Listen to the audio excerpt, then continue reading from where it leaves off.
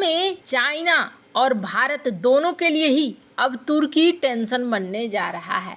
हालांकि चीन की चाल से तुर्की के लिए बड़ी मुसीबत खड़ी हो गई है। जानेंगे किस तरीके से रूस को भी धोखा दे रहा है तुर्की और चीन मिलकर। जियोपॉलिटिक्स में कोई किसी का दोस्त या दुश्मन नहीं होता है। हर देश अपने हित को साधने के लिए अपने अपने हिसाब से बाजी खेलते रहते हैं। जैसे चीन और तुर्की के बीच एशिया में वर्चस्व बनाने के लिए काफी दिलचस्प मुकाबला चल रहा है। तुर्की के राष्ट्रपति अर्दोगन शतरंज की जिस बिसात पर खेल रहे हैं, उसमें शी जिनपिंग की चाल से उनके लिए लगातार खतरे पैदा हो रहे हैं। ज्यादातर देशों की तरह तुर्की भी चीन के बढ़ते वर्चस्व से टेंशन में आ गया है। तुर्की की नेशनल इंटेलिजेंस एकेडमी ने सरकार को कहा है कि वो चीन की सीमा को पहचानने में कोई गलती न करे। इस रिपोर्ट में तुर्की की सरकार को कहा गया है कि चीन की अर्थव्यवस्था थोड़ी कमजोर हो रही है और तुर्की के लिए एशियाई देशों में अपने पैर जमाने का सुनहरा मौका है। तुर्की की नेशनल इंटेलिजेंस ऑर्गेनाइजेशन, जिसका तुर्की में नाम मिल्ली इस्तेबारात टेक्सिकलाती है, जिसे MIT कहा जाता है, उसके अधीन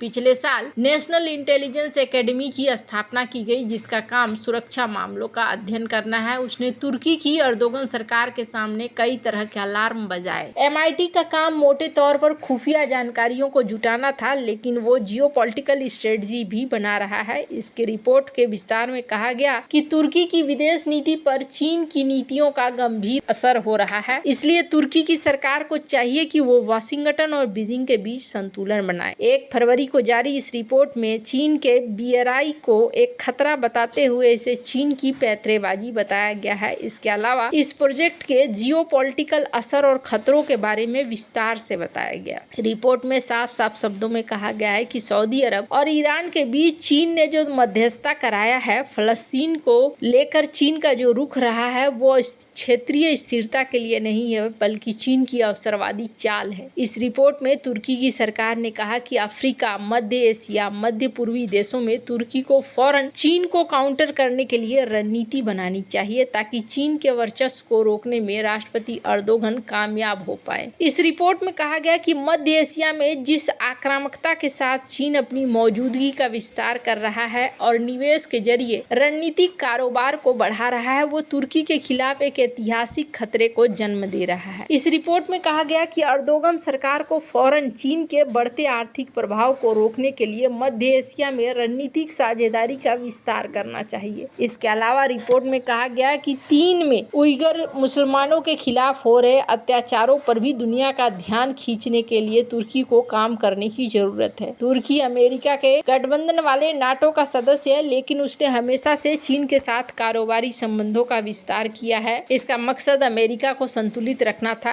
ऐसा करते हुए तुर्की हमेशा से एक नाजुक जियोपॉलिटिकल गेम में उलझा रहा, लेकिन चीन के साथ कारोबार करते हुए तुर्की बुरी तरह से एक तरफा व्यापार जाल में फंस गया, जैसा कि चीन दूसरे देशों को फंसाता रहता है। साल 2023 में तुर्की ने चीन से 45 अरब डॉलर के सामानों को खरीदा, जबकि चीन ने तुर्की से सिर्फ 3 अरब डॉलर के ही सामान खरीदे, यानी तुर्की को 42 अरब डॉलर का व्यापार घाटा हुआ। इसके अलावा तुर्की को नीति निर्माताओं ने कहा कि तुर्की में चीन ने जो निवेश किया है वो बेमतलब का है और इससे तुर्की को फायदा नहीं होने वाला है, बल्कि अंत में उसका लाभ चीन को ही हासिल होगा। लिहाजा रिपोर्ट में तुर्की को तत्काल अपनी नीतियों में बदलाव लाने की मांग की गई, ताकि ऐसा न हो जाए कि एशिया के एक बड़े हिस्से में तुर्की के लिए कुछ न बचे। खैर, अब जहां एक तरफ ये सीन बनता हुआ नजर आ रहा है, तो वहीं दूसरी तरफ एक और चीज देखने को मिल रही है। तुर्की के रेलवे नेटवर्क में करीब 60 बिलियन अमेरिकी डॉलर की लागत से अपग्रेड की योजना है, जिसमें चीन मदद करने को तैयार है। यह अपग्रेड यूरोप जाने वाली माल ढुलाई के लिए एक नया तेज रास्ता बन सकता है, जो रूस को बाईपास करेगा। ये खबर तब आई है जब यूक्रेन रूस युद्ध के कारण यूरोपीय देश रूस के रास्ते से माल ढुलाई से बचना चाहते हैं। इसे विस्तार से समझने के लिए इसको ऐसे देखते हैं।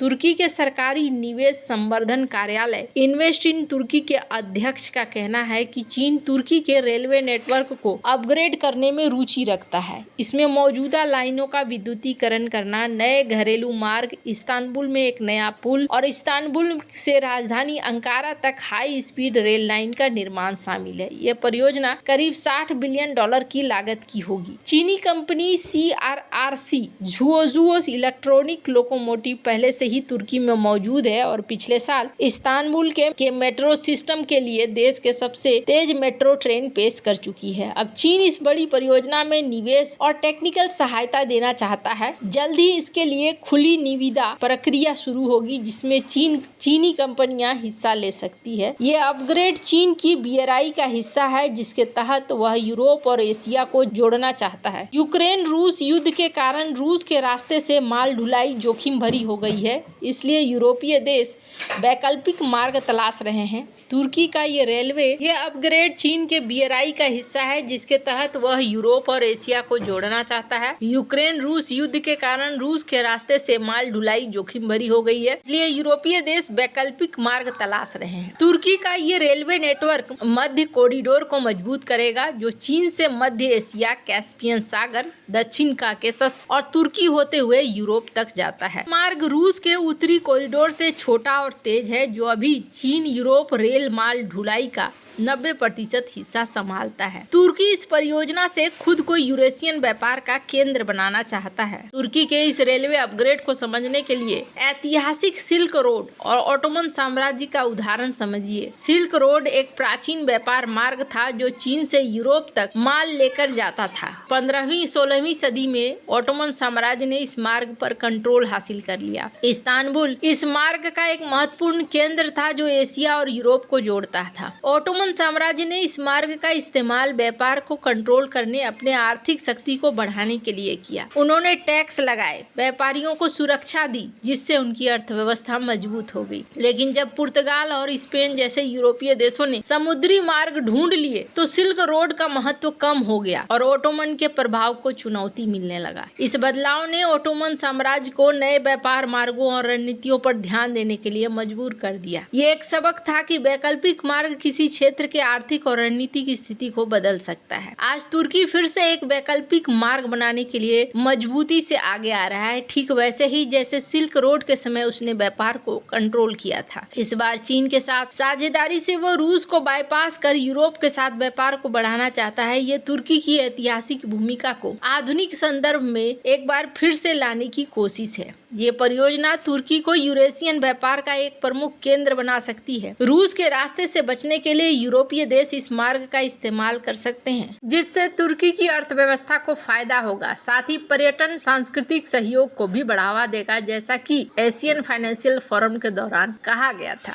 अब यहाँ पर BRI को लेकर अमेरिका पहले से ही चाह रहा है कि BRI उनके लिए सबसे बड़ी मुश्किल बन रही है और BRI को हमें खत्म करना है। ऐसे में BRI के ऊपर अमेरिका के साथ साथ अब तुर्की भी चाह रहा है कि BRI का अंत होना चाहिए। आपको क्या लगता है, क्या तुर्की सफल हो पाएगा या फिर चाइना ने अपना जाल काफी हद तक फैला लिया है और इस जाल को तोड़ना इतना आसान नहीं होने वाला है? कमेंट कर अपनी राय जरूर बताएं। जल्द मिलते हैं अगले वीडियो में नई खबर के साथ।